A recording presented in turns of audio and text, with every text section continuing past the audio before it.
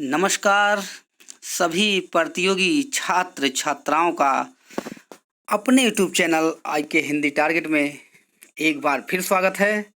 जी हाँ, साक्षात्कार interview 2016 Hindi TGT PGT से संबंधित जो प्रश्नों की श्रृंखला बना रहे हैं उसमें आज हम भाग 44 लेकर आए हैं। 43 भाग आपके हो चुके हैं और 44वां भाग आपके सामने अब कुछ ही क्षणों में आपके पेश होने वाला है, जिसमें 10 प्रश्नों की श्रृंखला रहती है और सवाल हमारा जवाब भी हमारा, यानी सवाल हम ही करते हैं और उसके बाद अगले वीडियो में हम जवाब भी करते हैं आपको आसान कर देने के लिए। यानी आपको अगर जवाब ढूंढने में समस्या होती है तो इसलिए हम प्रश्नों के जवाब को भी देते रहते हैं। तो इसी परंपरा में चलिए, जो आपके टीजीटी में हैं कहीं ना कहीं ये आपसे पूछे गए हैं, यानी जो 13 में 10 में 8 में 2 में जो कहीं कभी भी हुआ होगा पीछे, तो उसमें कहीं ना कहीं पूछा गया है। और कैसे पूछा जाता है, मेरा मेन उद्देश्य ये है कैसे पूछा जाता है, उसी आधार पे हम प्रश्न बनाते हैं ताकि आपको समस्या ना हो। हम आपको वहाँ तक पहुँचा रहे हैं और आपकी जिम्मेदारी बनती है कि आप कैसे उसको तैयार करेंगे। ठीक है, तो जितने भी प्रश्न बनते हैं जहाँ से हो सकता है वहाँ से हम ऐसे कोई जगह नहीं छोड़ेंगे जहाँ से, जब तक आपका इंटरव्यू 10 प्रारंभ होगा उससे पहले हम कहीं ऐसी जगह नहीं छूटेगी जहाँ से हम प्रश्नों को टच नहीं करेंगे।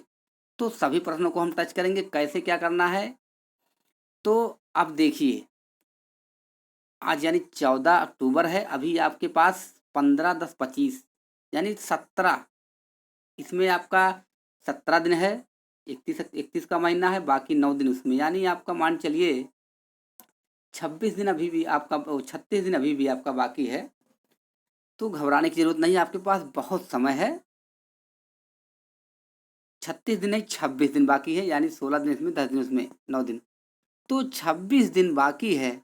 तो आपको घबराने की जरूरत नहीं है, आपका लगभग पूर्ण हो चुका है, तैयारी अच्छी हो चुकी है।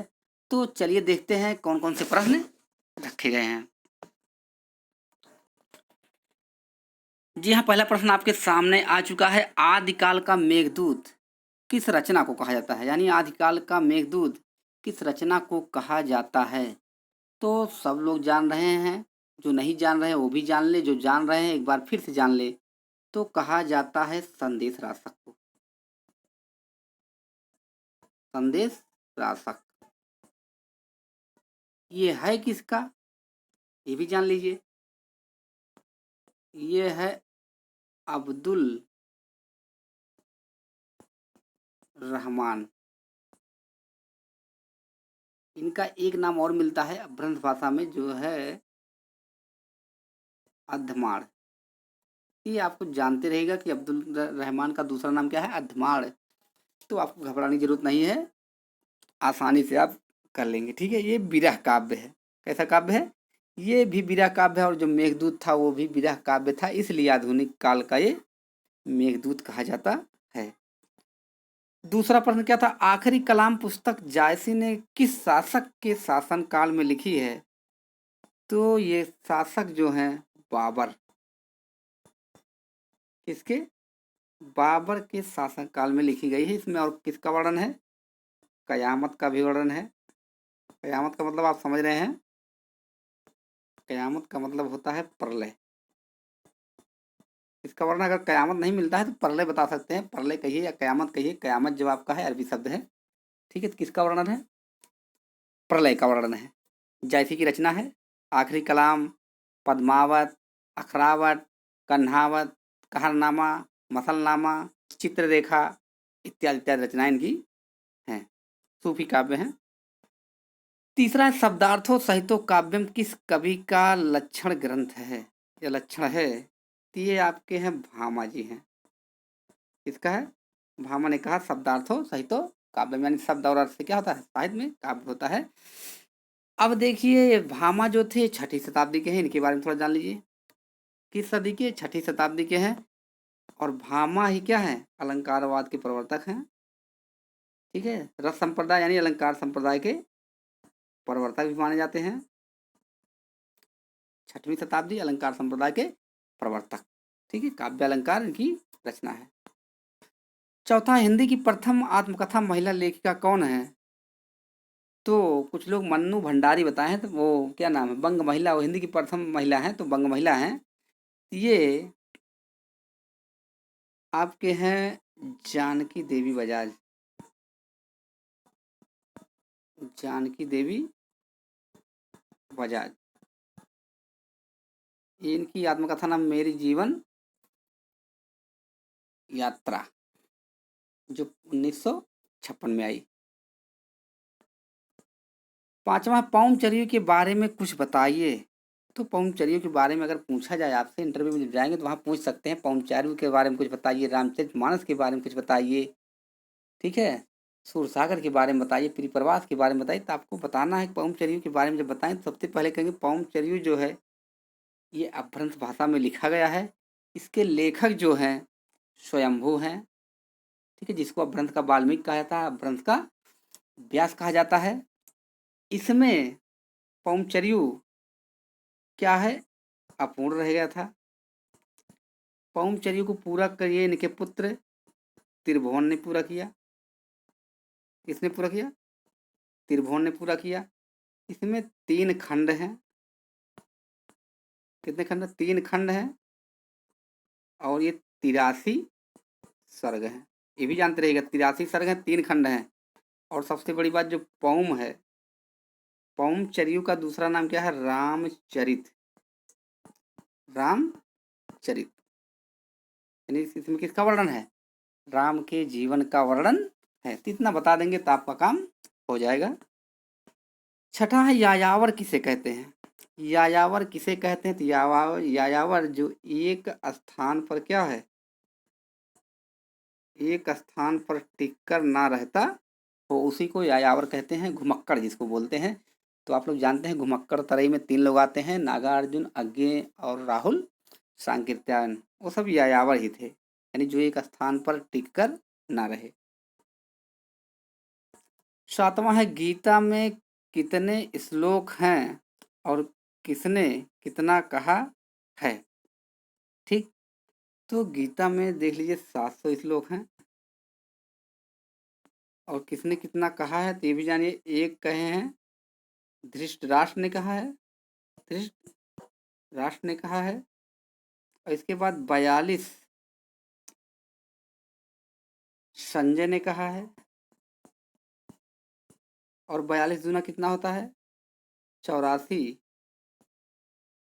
अर्जुन ने कहा है, ठीक है, और बाकी जितने बचते हैं वो श्री कृष्ण ने कहा है। तो इसी में से आप जोड़ घटा सकते हैं, तो आपका आएगा 574, ठीक है। इसी में जोड़ लीजिए, 84 भी जोड़ लीजिए, और इसके बाद 42 भी जोड़ लीजिए, इसके बाद 1 जोड़ लीजिए, तो 4 4 8,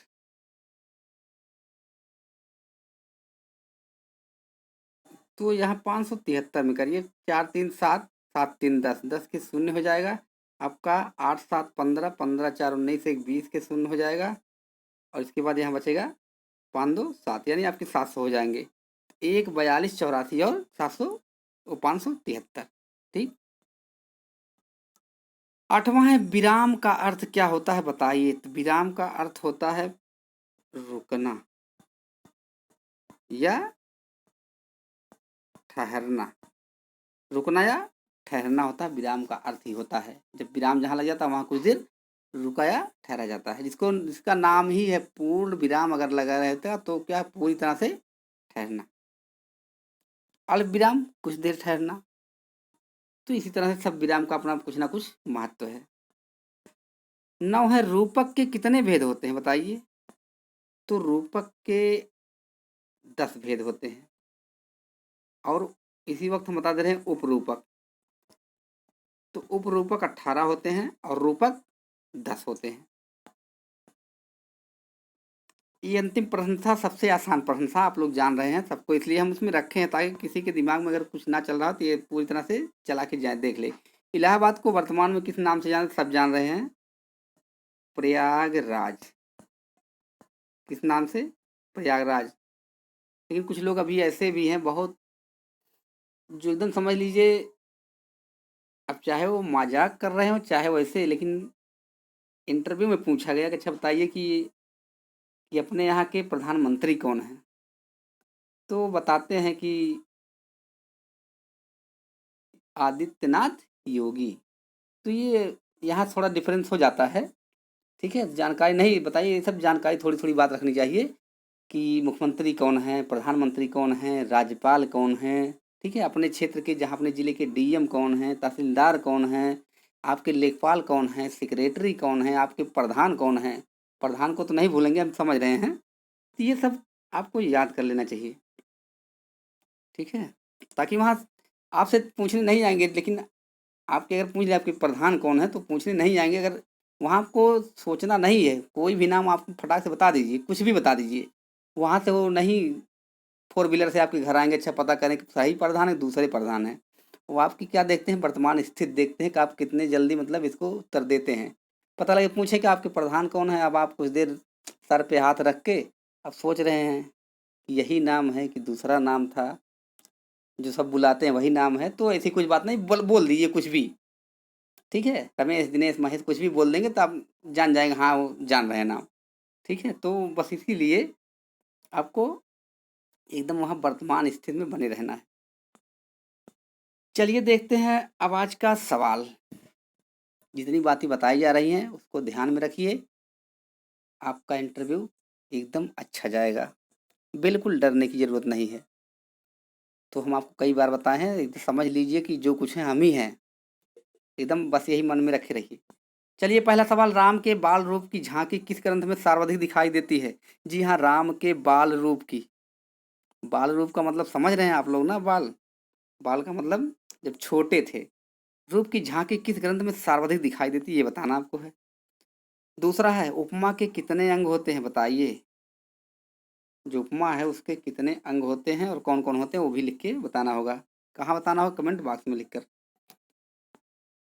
तीसरा है, रामचरितमानस में कितने वक्ता और कितने श्रोता हैं? ये रामचरितमानस जो है आपका पीछा कभी नहीं छोड़ेगा, वो चलता रहेगा। हर वीडियो में एक दो पर्सन मिलते रहेंगे आपको और वहाँ भी जाके रामचरितमानस छोड़ेगा नहीं पीछा।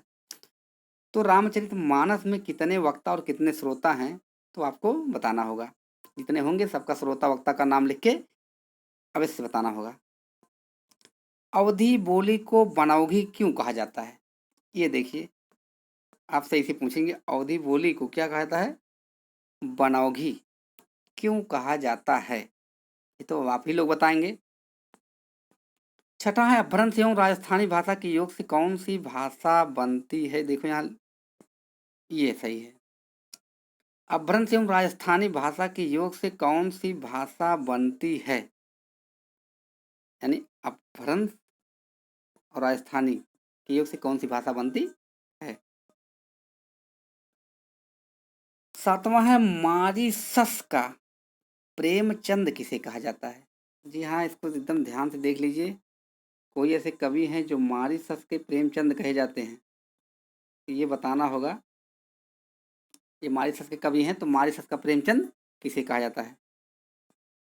आठवां है, क्या गुरु नानक रामानंद जी के शिष्य परंपरा में आते हैं?